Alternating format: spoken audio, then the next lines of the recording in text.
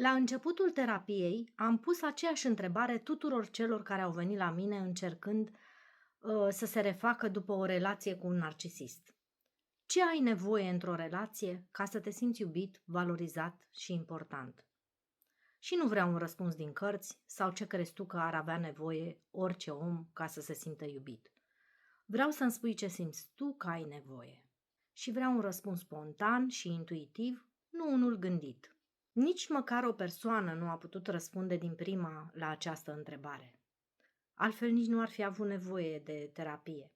Răspunsul a venit după o anumită perioadă de timp în care am lucrat împreună, la unii mai devreme, la alții mai târziu. Și acum, poate te întrebi, din ce motiv ritmul tău ar fi diferit de al altuia?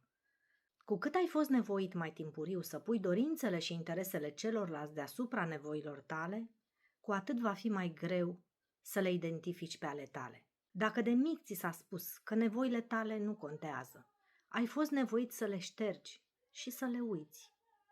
În terapie, prin tehnici specifice, ți le vei reaminti. Acum, de ce este atât de important să identifici nevoile tale reale? Păi dacă afli ce ai tu nevoie, nu te vei mai mulțumi cu firimituri. Vei învăța să ceri, nu să cerșești.